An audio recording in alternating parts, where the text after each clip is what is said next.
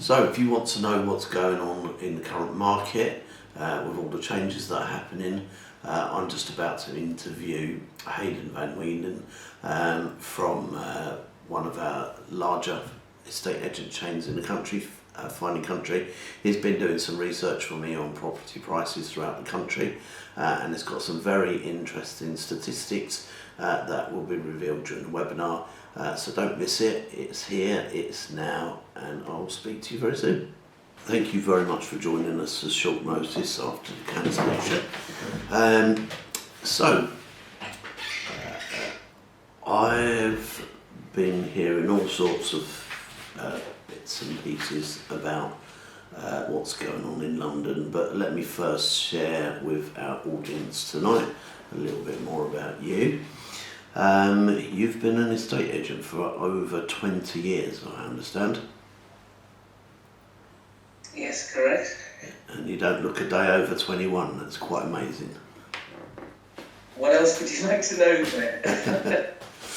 If you could give everyone a little bit of background of your estate agency experience and property experience, that would be really cool.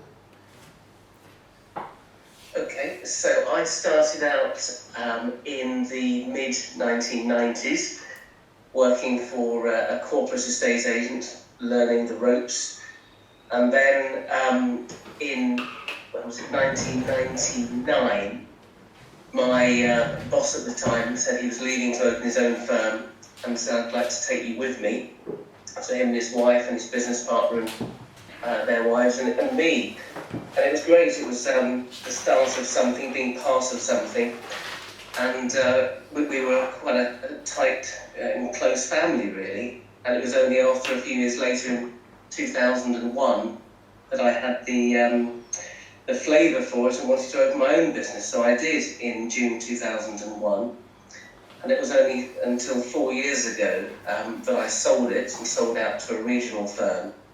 Became a director and shareholder of a larger concern, and thought I was doing the right thing, and shortly realised I missed being my own boss. So after a 2-year period of non-compete clauses, I came back into estate agency under the umbrella of Finding Country. And here we are now, and the rest is history. Okay, so Finding Country deal primarily with higher end properties. I think your price bracket is kind of around about 500 up, is it not? Typically it is, yes, and that's always a difficult judgment call, because you don't want to cheapen your offering for someone who's selling a house at 2 or 3 or 4 million and something less than £500,000. But I think in different parts of the country, for example, £500,000 buys you a much larger property in North Wales, but it does in rural Buckinghamshire, of course. So you have to take a view on this sometimes. But typically, yes, Finding Country have amazing firepower and ammunition of marketing, and it's the reason why we are the fastest growing estate agency brand in the UK, with more houses for sale and sold than Knight Frank and Stratton Parker put together. Okay, that's who we are, and yeah. We'll let you get that one in, okay? So we'll get. We're not trying to point score all the time, but we're really pleased with that. Yeah, of course. Now, what my main question for you this evening, because I always watch with interest not only the local market but also the London market, and I understand you've been making some phone calls today to find out what's been going on to your London branches. Because I always watch with fascination what goes on there. I've seen from a commercial point of view, all of a sudden over the last couple of months, many offices become available on the market or for rental, and they're slashing all sorts of price off their commercial properties. But I also read an article yesterday that the kind of more budget end of the rental market is absolutely flying. Okay, so what I did, when we spoke at about 3 o'clock this afternoon, I did put calls out to my colleagues in London, and I haven't got as much information as I had hoped to offer you on the commercial side, but I can agree with you with what you just said about the rental side of things. So the rental market is very active, and typically in the holiday months, you'd expect a lot of Londoners to be away or go abroad with their family. And I think that not everyone has gone away abroad. Not everyone has been convinced to go to Norfolk or to Devon or Cornwall for their summer holiday. So that's what I believe is the reason why there's more activity in London itself at the moment on the rental market. But I can offer you some statistics on the residential market, but I would have to come back to you on the commercial and in more depth detail of the rental. I haven't had all that information in the last couple of hours. Yeah, sure. But with pleasure I can share with you what's going on with the residential market in London, having got some facts and figures for you. Have you got facts and figures of different price brackets? Not a breakdown of that, because the information that we get through Fine and Country and of course through Land Registry is 2 months out of date. Yeah. So we can't give you an individual breakdown. I mean, I have the latest report here telling me what's going on in different parts of the country. Mm-hmm. Yeah, that would be be an example. Absolute brilliant. Yeah. Okay, so in terms of what Fine and Country regard as the premium price threshold, that's the 5% of sales that were above this level. So if we talk about premium properties, that's the top 5%. To give you an example, the number of values here. So the average sale price in London, for the latest information we had, this is in the last 12 months compared to the previous 12 months, was average sale price of 2.3 million. That's in London. Now you compare that with the East of England, that's an average sale price of 916,000. Yes, if you go to the West Midlands, the average sale price is 472,000. So we are seeing, a huge difference in different parts of the country in terms of what your money buys you, what the average house price is, and what the annual percentage changes, along with average pound per square foot. But what I found most interesting is the information that came from Fine and Country this afternoon. So if I could just share a few statistics with you. Absolutely perfect. So when we were recovering from the Brexit announcement, so going back into February time, things were looking a lot better for the whole economy, for house prices, for the country. And then we had COVID that came along and drastically slowed things down. And there's a lot of worry amongst the banks and different economists and their forecasts between a 10% potential drop in house prices nationally, being best case scenario, and the worst case of maybe somewhere up to in the region of 30%. So that was rather worrying for estate agents and economists thinking, what the hell's going to happen? And that made a lot of people hang fire in their decision in selling. And they thought, well, we're going to have to ride this storm. Other people jumped on the bandwagon and thought, let's make as much hay as the sun's shining. But the interesting is the figures here, I'll just share this one, but there's several figures here.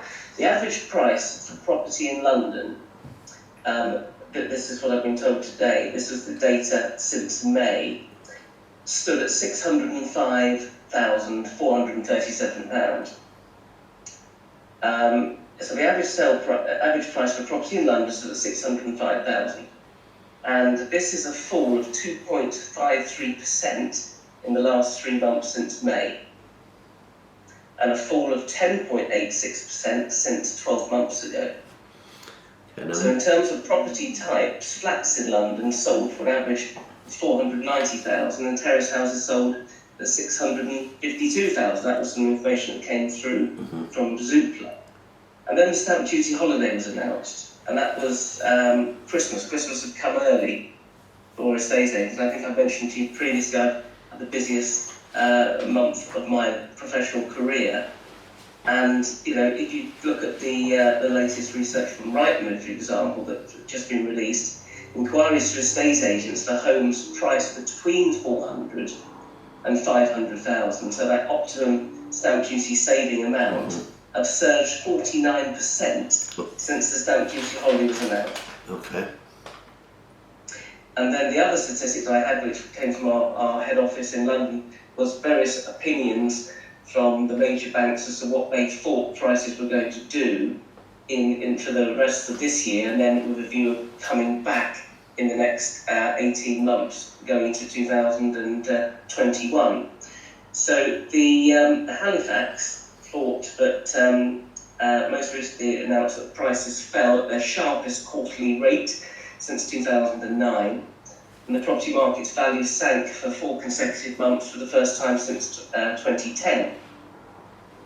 And they were talking about their prediction was somewhere between a 6 and 10% drop. And then the other comments from our London offices came out today, saying that they predict that prime central London house prices will fall 2% this year before returning to growth again in 2021. And it's clear that many overseas buyers are yet to return to the market.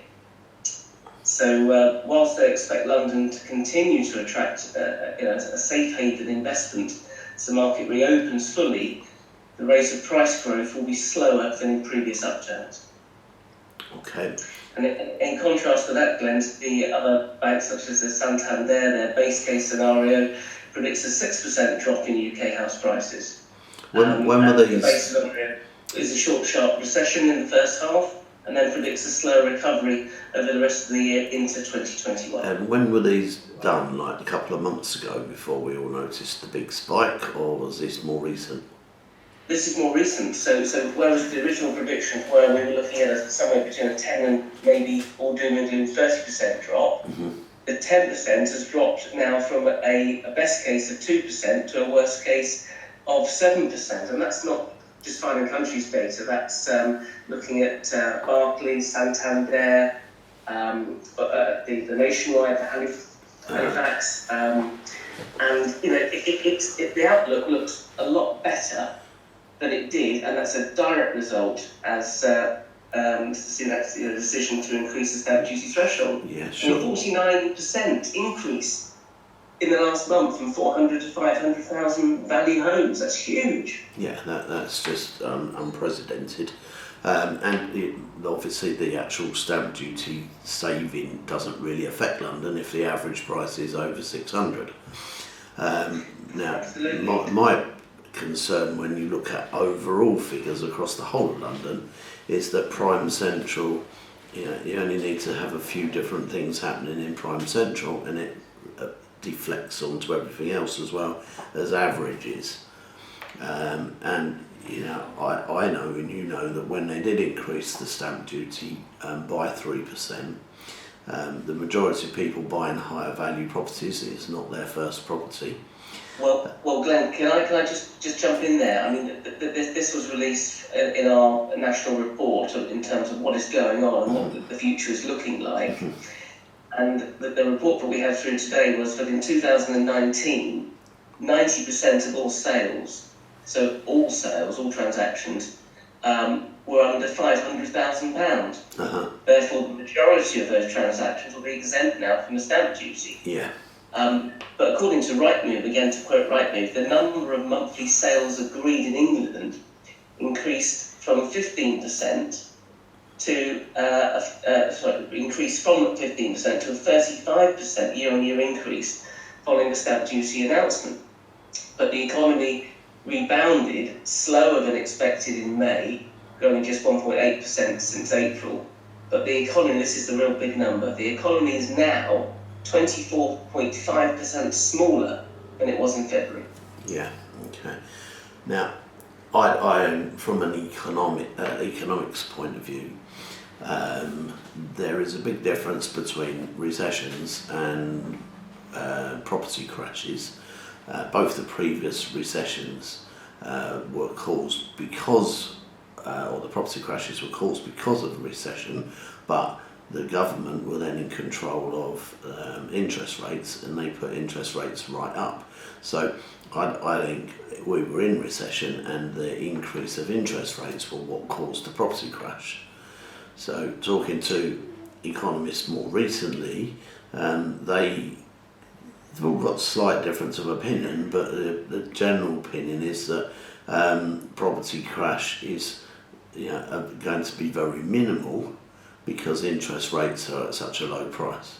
And absolutely, and just following on from the earlier statement that we had from our head office, the demand, since the housing market reopened, has increased. Stamp duty holidays introduced to help sustain that momentum, but newly agreed sales are reportedly strong, and house prices seem to be holding up.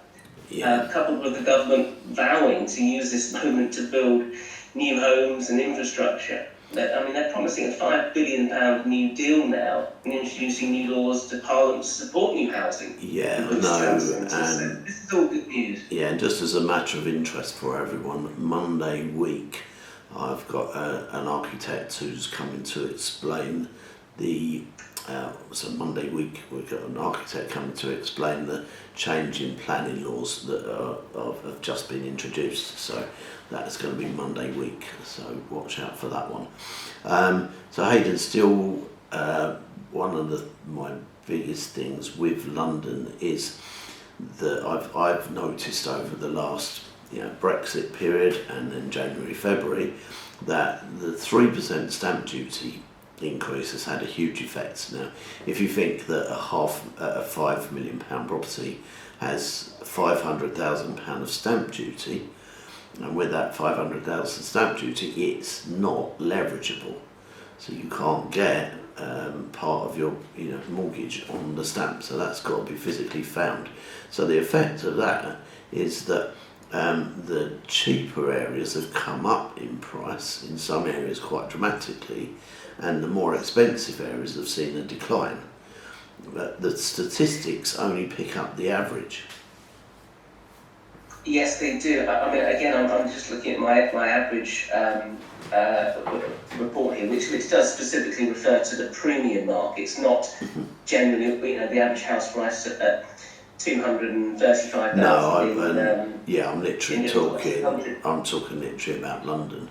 So when you do look at London statistics, the fact that they took away the tax relief for foreign investors on prime central properties had an effect on prime central, and obviously the 3% stamp duty rolls out, right away across from probably £1.5 to £2 million properties. So well, indeed. Those foreign investors. They were factoring in, and not just the foreign investors, but those people looking to buy and sell within London. They would factor their stamp duty into any offers that they would be making. That's what we heard across the board from all of our London offices. Yeah, and so what they would do. They give us a break, because without that, central London is going to suffer. Yeah, and what you need to understand, what everyone needs to understand, is that prime central, a lot of the properties there are bought and held as a means of holding money.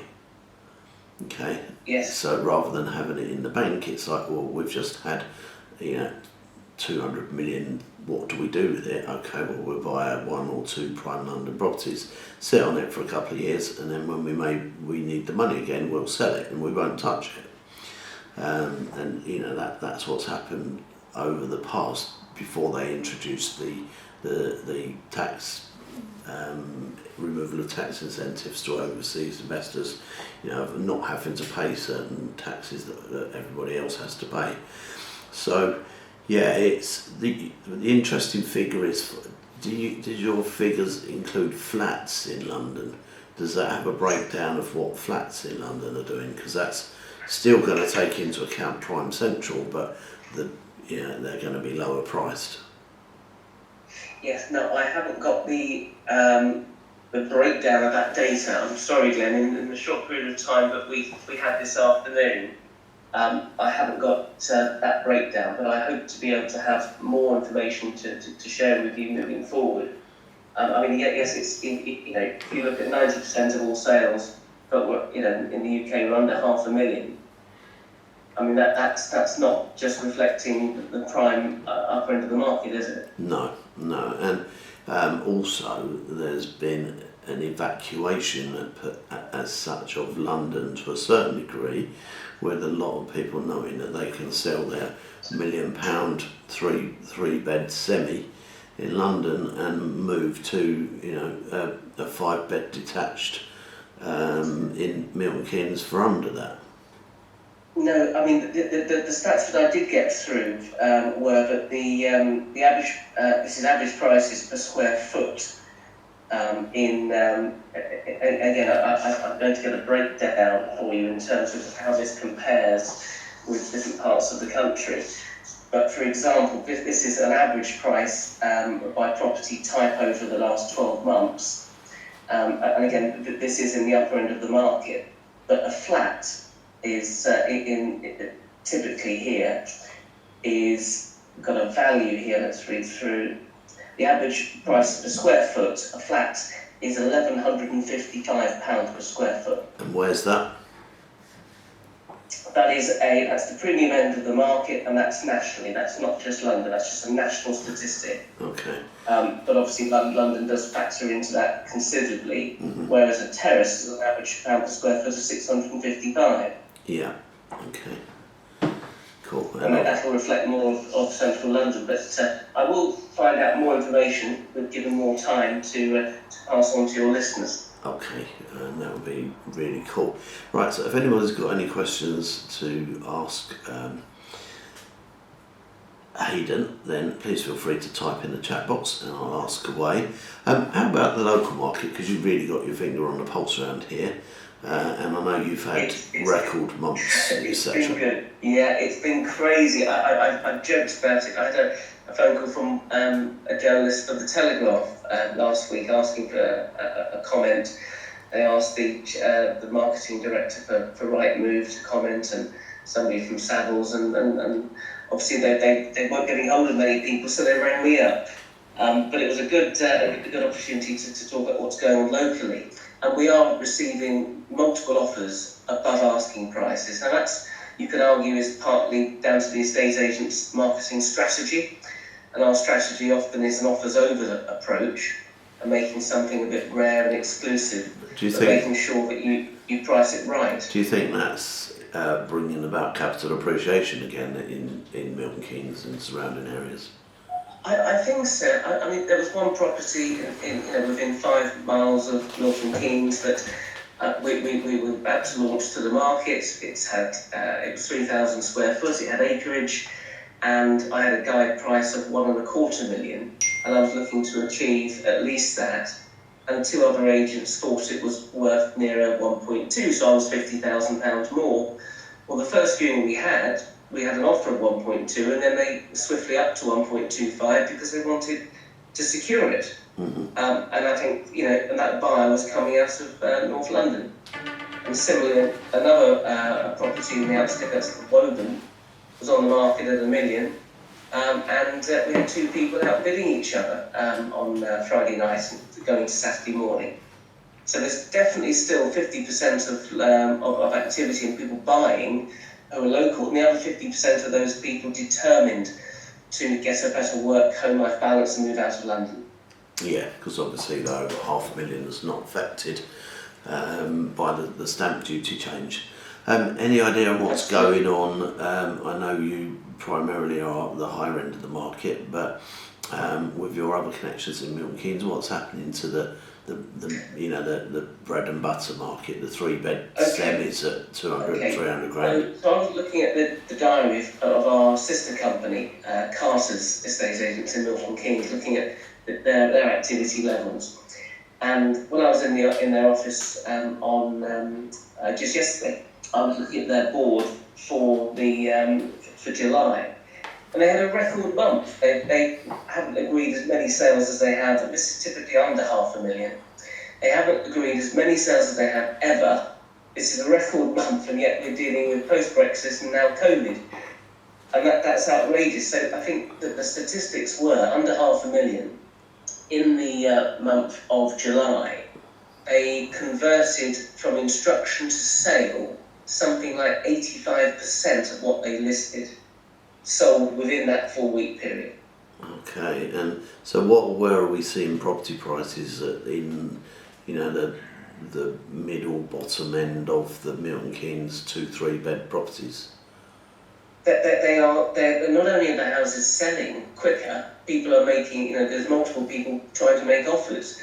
So I think there was half a dozen properties, there was half a dozen properties that had literally half a dozen offers on them from different people. So I was looking at all the different offer forms on the desk, and it's a lot more, obviously, work and time for us now, but it means that we can then vet our buyers properly and then advise the client on who is the best able purchaser. And that a factor of that is loan to value, someone who's having a smaller mortgage opposed to a larger mortgage, a bigger deposit, and ability to proceed and being motivated. So the low end of the market is just crazy. 85% conversion rate from listing to sale. And I think they did something like 200 viewings in a week, divided by 3 people. It was just unprecedented. And what's happening with, this might make the government actually think twice about their extra 3% thing all over, but are you finding people are paying over asking price in order to secure the properties at the Yeah, absolutely. So I was asked to cover a viewing this afternoon at a property that was on the market at 500,000, and the lady who viewed the house said she absolutely loved it, and she got a house on the market in North London. She's had an offer, but she's waiting for the chain to complete.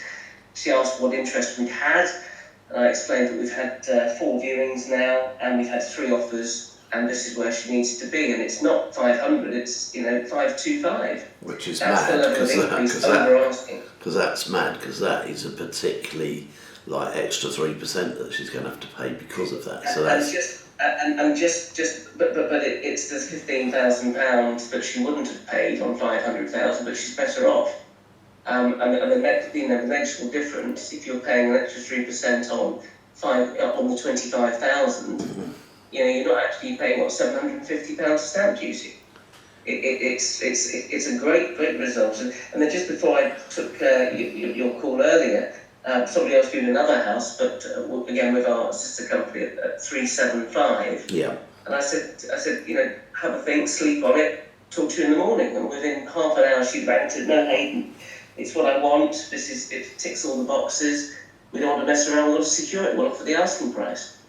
Now, if that house has gone on to Rightmove tomorrow morning and all our portals, and we told other people about it, we'd have people fighting over it. So that's the market we're in. It's just keeping up with that demand. And is that outside of London, or we spoke about London, this is Milton Keynes? This is Milton Keynes, Buckinghamshire, yeah. Yeah, well, how about the other parts of UK? Is that similar stuff going on there?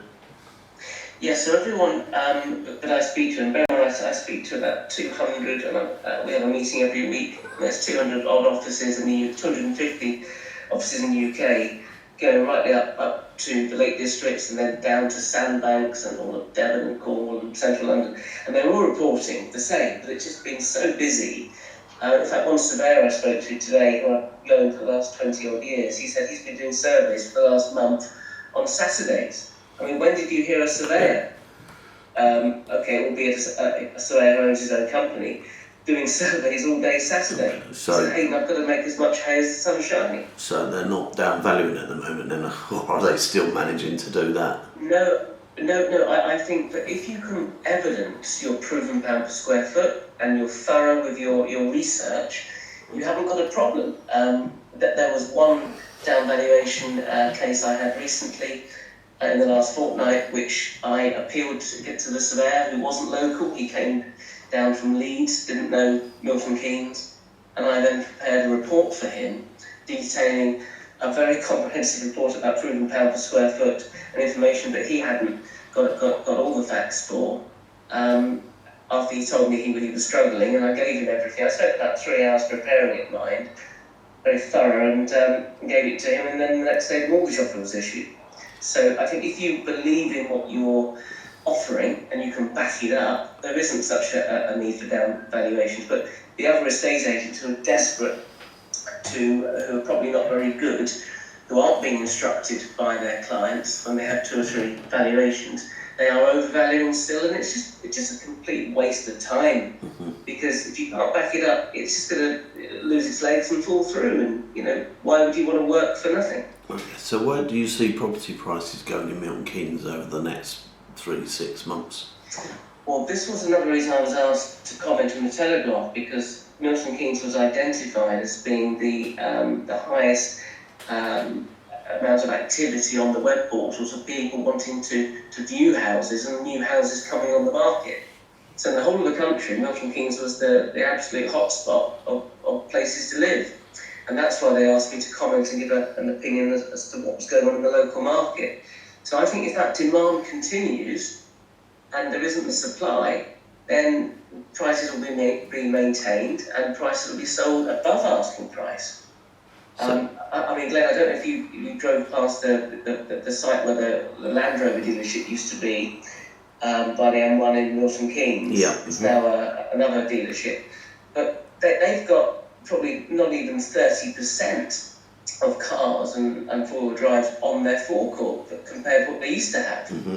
So I guess if you're looking to buy a new four-wheel drive car, you haven't got the choice, and you've got to pay the money. If you go into a Range Rover garage and you ask them what discount, they look at you rather funnily. Yeah, I know, because a lot of people are spending a bit of their bounce back loans on acquiring new cars as well.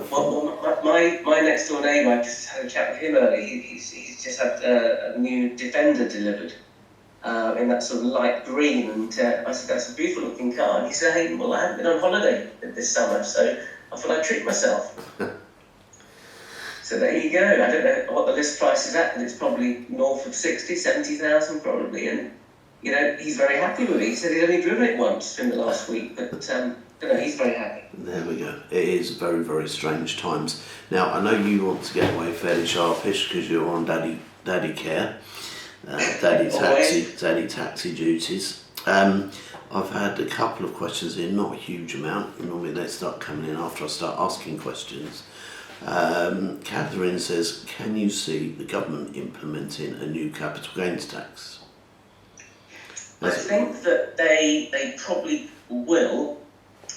In terms of when, I don't know, but I think if the loophole is putting purchases in company names to avoid stamp duty, then they are cracking down on avoidance. No, she's talking about. Is that what you're asking? No, she's asking about capital gains tax. Obviously, when you sell your property, based on what you paid for it originally and how much you spent on it. I think it's a revenue source for the government. I mean, if you saw how much of the money the government rakes in from stamp duty, before COVID, they're going to want to get back to that because we've got a huge deficit to repay. But it's certainly their stamp duty figures. Reading them, they've had less in stamp duty. By increasing it by 3% than they had prior to increasing it. Yeah, I think that the government is going to have to do something on capital gains, but in terms of what and when, I'm not sure. But I will be able to feed back to you when I hear more. But there's just so many question marks out there. Okay. Do you remember a few years ago when British Rail head office moved to Milton Keynes? And British Rail's offices bought about 800 relocations into Milton Keynes from London and Birmingham. And at that point, property prices in Milton Keynes were going up by about £1,000 per property per week. It shot up because there were so many companies that were relocating, like British Rail, Network Rail, to Milton Keynes. And, why would you not move out of London, or why would you stay in Birmingham or Manchester? Yeah, and that created one of the biggest spikes we had in Milton Keynes. Do you feel that we're at that point at the moment that we were like then? I think providing that the demand outstrips supply, yes. Okay, and you're selling, how's your stock levels looking at the moment, having sold most of what you've been given? Okay, so I met our photographers today. We've had quite a few new houses, as I mentioned, come on the market in the last 2 weeks. And the photographers and I were chatting about the fact that by the time they've actually got to photograph the houses, a week or so later, because they're inundated with people putting their houses on the market, the majority of what they're photographing I've already sold. So you don't need photographs anymore. Their argument is, well, if it falls through, you got it for next time. And I think, well, no, we've cherry-picked our buyer, we've verified their finances, and we've done the deal. But I'm not going to not spend a couple of £100 on photography and cheapen my offering, because I was going to spend that money anyway. And obviously, we don't want to cheapen the brand. Yeah, no, that's really cool. Look, Haydn, I'm going to respect the fact you've asked for an early exit this evening. So, well, that's kind of me, thank you. Thank you very much for joining me at short notice and sharing you're most welcome. your Good to talk to you, and I'll see what I can do to dig out some more in-depth stats for you about what's going on with different house types, not just in London but also in the different regional areas as well. Perhaps with that information, which I think will be quite detailed, maybe we could even look at doing a day next week. Just so that we can bring everybody up to date with what's going on in the housing market, which is obviously a very important aspect of property investing. Sure. Let me come back to it. I don't want to overpromise and then let you down, because the data, it is only as good as where it comes from, and there are a lot of people who are away, being holiday time, being August. Sure. So I fear it may not be as quick as next week. It may be a few weeks' time. Okay. But let me come back to you and I'll be as helpful as I can. All right, that's absolutely brilliant. Thank you very much, Haydn. Nice to speak to you. Thank you. Thank you. So thank you very much, everybody, for attending this evening. If you found tonight interesting and you know other people who are into property investing, please help me and email them the logins for the webinar, and when you get one of your emails, forward it to them and invite them to join as well. That would be really cool. So thank you in advance for helping me with that. If everybody on here this evening was to send one invite out, that would be absolutely brilliant. Meanwhile, tomorrow I believe we are speaking to Simon again, third time. I get many emails asking for him to come back. Simon is an expert on Section 24 and how to legally avoid having to pay it without having to resell or sell or refinance your properties or change them into limited companies. So he's going to be here to answer your questions tomorrow evening. Thursday is my normal Q&A, and so get your questions ready for then. And on Friday is Ajit, the mortgage broker. So thanks very much everybody for joining us, and I look forward very much to speaking to you again tomorrow night.